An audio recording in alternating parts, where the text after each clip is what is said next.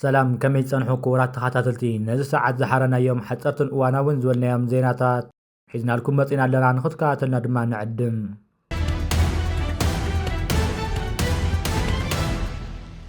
ልኡኽ ኤርትራ ውድድር ቻይና 2024 ኣባል ፈጻሚ ሽማግለ ቻይና ዝኾነ ኣቶ ጳውሎስ ምክትል ፕሬዚደንት ሰኮፍ ኮይኑ ተመዚዙ። ፕሬዚደንት ሃገራዊት ፌደሬሽን ኩዕሶ እግሪ ኤርትራ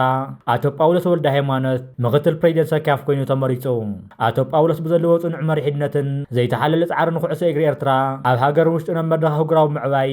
ዓብዪ እጃም ድማ የብርክት ኣሎ። ከም ልኡኽ ኤርትራ ውድድር ቻይና 2024 ኣባል ፈጻሚ ሽማግለ ኮይኑ ዘለዎ ተሳትፎ ንኤርትራ ናብ ዓለማዊ መድረኽ ክበቢልዎ ኣሎ።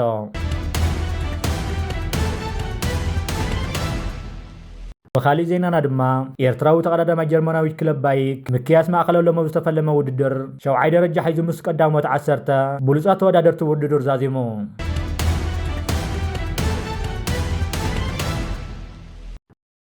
መራሒ ሰሜን ኮርያ ኪም ጆንግ ኡን ኣብ ተውቀጻሊ ሰሙን ኣብ ቤጂንግ ዝካየድ ወታደራዊ ምርኢት ከም ዝርከብ ሚኒስትር ጉዳያት ወጻኢ ቻይና ኣፍሊጡ። ኪም ጆንግ ኡን መራሕቲ ዓለም ዝተረኸብሉ ዓብዪ ዓለማዊ መድረኽ ንኽርከብ ዝንፈለመ እዋን እዩ። እዚ መዓልቲ ዓወት ተባሂሉ ዝጽዋዕ ምርኢት መበል 80 ዓመት ቻይና አንጻር ጃፓን ዝገበረቶ ኩናት ምውቃዕ ካልኣይ ኩናት ዓለምን ንምዝካር ዝዓለመ እዩ። ፕሬዚደንት ቭላድሚር ፑቲን እውን ኣብ መንጎ ወታደራዊ ምርኢት ክርከቡ ንጽቢት ዝግበረሎም 26 መራሕቲ ሃገራት እዩ። ፕሬዚደንት ኣሜሪካ ዶናልድ ትራምፕ ንኪም ጆንግ ኡን ክረኽቦ ከም ዝደሊ ኣብ ዝገለጸሉ ድሕሪ መዓልታት እዩ ወታደራዊ ምርኢት ክካየድ። ቻይና ማይት ነፈርቲ ኩናት ታንክታት ቴክኖሎጂ ጸረ ሚሳኤላትን ሓዊሱ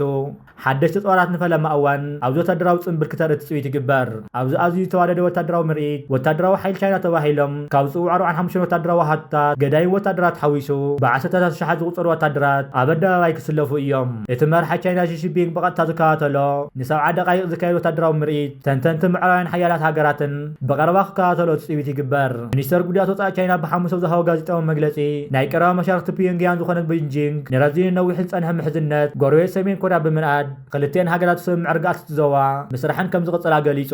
ኪም ጆንግ ኡን ሎሚ ዝርከበሉ ወታደራዊ ምርኢት ቻይና ምስቲ ዝሓለፈ 2015 ላዕለዋይ በዓል መዚ ፒዮንግያንግ ዝተለኣኸሉ ጽምብል ዓወት ቻይና ክነጻጸር ከሎ ዓብዪ ትርጉም ኣለዎ። ከምቲ ኣብ ቤጂንግ ዝካየድ ወታደራዊ ምርኢት ምስ ፑቲንን ሺ ጂንፒንግ ደው ምባሉ ኣዝዩ ኣገዳሲ መልእኽቲ ዘሕልፍን ምስላውያን ህሞት ክኸውን እዩ።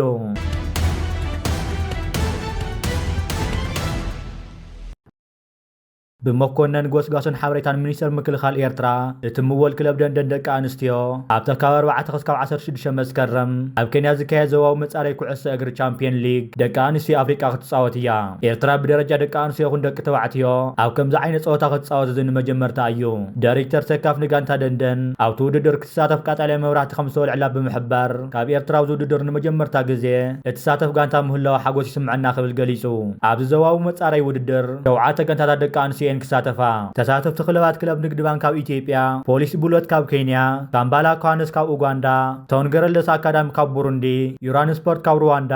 ጃንካዩ ካብ ዛንዚባር ከምኡ ከዓ ደንደን ካብ ኤርትራ እየን ክሳተፋ። ኣብ ዝሓለፈ እዋን ክለብ ንግዲ ባንክ ኢትዮጵያ ነዚ ውድድር ተዓዊታት ንምንባራት ዝከር ኮይኑ ናብዚ ውድድር ክብራ ንምዕቃብ እያ ክትኣቱ። ክለብ ደንደን ከዓ 1 መስከረም ናብ ናይሮቢ ክትኣቱ ምዃና ዝረኽብናዮ ሓበሬታ የርድእ። ትማሊ ናሓሰብ ዝወደቐ ዕጫ ከዓ ደንደን መደባ ምስ ኬንያዊት ጋንታ፣ ኬንያ ፖሊስን ምስ ዩጋንዳዊት ጋንታ ካምባላ ኮኑስን ተመዲባላ። ኣብ ምድብ 2 ክለብ ንግዲ ባንክ ኢትዮጵያ ቶፕ ገርልስ አካዳሚ ኣብ ቡሩንዲ ከምኡ ከዓ ራይን ስፖርት ካብ ሩዋንዳ ተመዲበን ኣለዋ።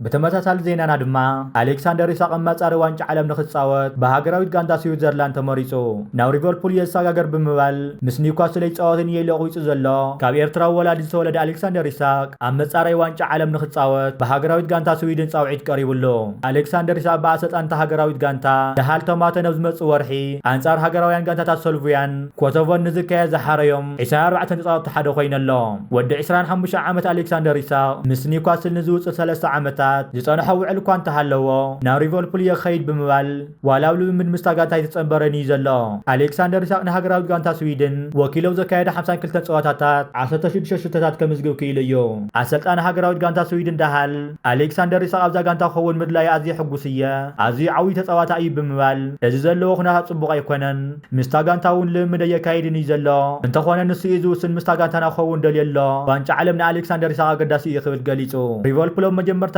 ወርሒ ንኣሌክሳንደር ኢሳቅ ንምዕዳግ 110 ሚልዮን ፓውንድ መቕረባ ዝከር ኮይኑ ጠለባ ብኒውካስል ስለ ዝተነፀገ ክስካብ መስኮት ምስጋር ተፃወተ ሓደ መስከረም ዝዕፆ ካሊእ ተወሳኺ ሰልዲ ሒዛ ክትቀርብ ድማ ትፅኢት ይግበር ኒውካስል ግን ክሳብ ሕጂ ኣሌክሳንደር ኢሳቅ ኣይሸይጥን እየ ኣብ ዝብል ሓሳብ እያ ነኺሳ ዘላ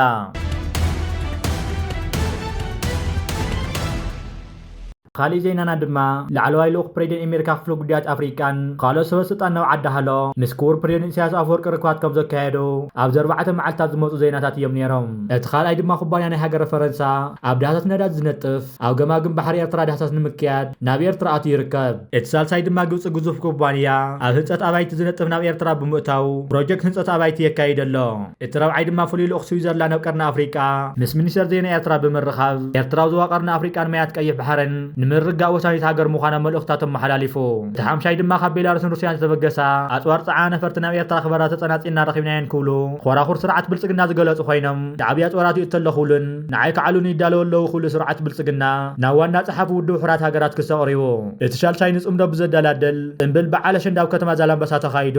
እቲ ሸውዓይ ከዓ ምሕዳስ ምዕርፎ ነፈርቲ ኣስመራ ምሕዳስ ምዕርፎ ነፈርቲ ኣስመራ ዓብዪ ምሕዳስ ክገብር ተዳልየ ኣሎ ሓድሽ ህንፂ ሓዊሱ ምስፋሕ ምዕርፎ ነፈርቲ ተርሚናላት ናይ ፅዕነት መሳለጥያ ብዘጠቓልል ኣስታት 340 ሚልዮን ዶላር ክህነፅ ከም ዝኾነ ተገሊጹ ኣሎ ምሕዳስ ምዕርፎ ነፈርቲ ኣስመራ ብዓረባውያን ኮንትራክተራት ምስ መንግስቲ ኤርትራ ብሽርክነት ዝስራሕ ምዃኑ ተገሊጹ ዘሎ ኮይኑ ብተወሳኺ ምስፋሕ ምዕርፎ ነፈርቲ ኣስመራ ዘመናዊ ብዝኾነ ኣቨይሽንን ማእኸል ስሕበት ንምግባር ዝዓለመ እዩ ምሕዳስ ምዕርፎ ነፈርቲ ኣብዚ ሕጂ እዋን ዓቕሚ ዓመታዊ ክስካብ 2.5 ሚልዮን ዝበፅሑ ገያሾ ክእንግድን ኣብዚ እዋን ካብ ዘለዎ ዓቕሚ ብተወሳኺ ኣስታት 500,000 ዝግመት ሓድሽ ናይ ቢዝነስ ዕድላት ክኽፈት እዩ ዕድላት ንግድን ዕብየት ቱሪዝምን ከምኡውን ምውሳኽ ትራፊክ ኣየርን ኳርጎነ ቁጠባ ብሓፈሻ 1.5 ሚእታዊት ካብ ጠቕላላ ሃገራዊ እቶት ዕብየት ከረ ድማ ትፅኢት ይግበረሉ እዚ ዓበይቲ ምዕባለታት ውሽጢ 8 መዓልትታት ኣብ ውሽጢ ኤርትራ ዘመዝገቡ ዓወታት እዮም ብፍላይ መንግስቲ ኤርትራ መደባት ልምዓትን ህንፀትን ሓያል ብዙኾነ ገዝካትን ንምቕፃል ምስ መሻርክቲ ሃገራትን ኩባንያታትን ሓያል ፅምዶ ፈጢሮም ምንቅስቃስ ይርከብ ምስ መዳይ ትሕቲ ቅርፅን ህንፀት ኣባይትን ተተሓሒዙ ኩባንያታት መንግስቲ ጣልያን ኣብ ውሽጢ ኤርትራ ብመንገዲ ልኡኻ ተነቢለን መፅናዕትታት እናካየዳ ይርከባ ኣለዋ ኣብ ዘገደስቲ ምዕባለታት ተወሳኒ ከዓ ኣብ ሞንጎ ኣሜሪካን ኤርትራን ተፈጢሩ ዘሎ ወሳኒ ፅምዶን ርክባትን እዩ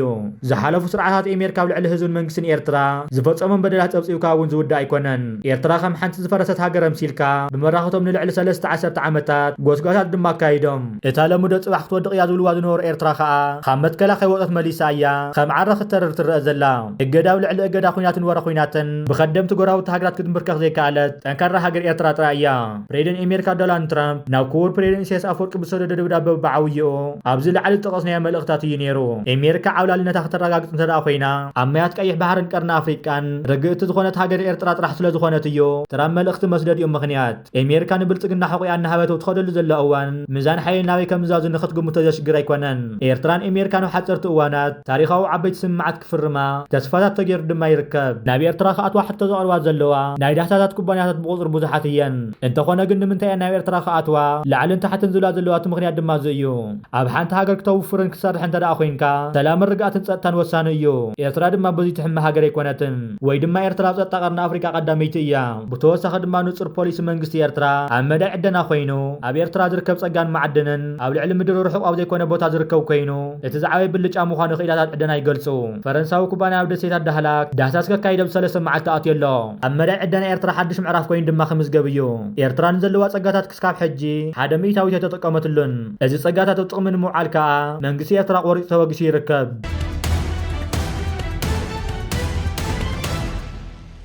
ዝኸበርኩምን ዝኸበርክን ተኸታተልትና ነሰዓት ዝሓረናዮም ሓፀርትን እዋናውን ዝበልናዮም ዜናታት ነቶም ክትከታተልዎም ፀናሕኹም ይመስሉ ነይሮም ኣብ ዝቕፅሉ ብኻልኦት ሓበሬታታት ክሳብ ንራኸብ ሰላምና ትመነና በቢ ዘለኹም ሰላም ንዓኹም ይኹን ሰላም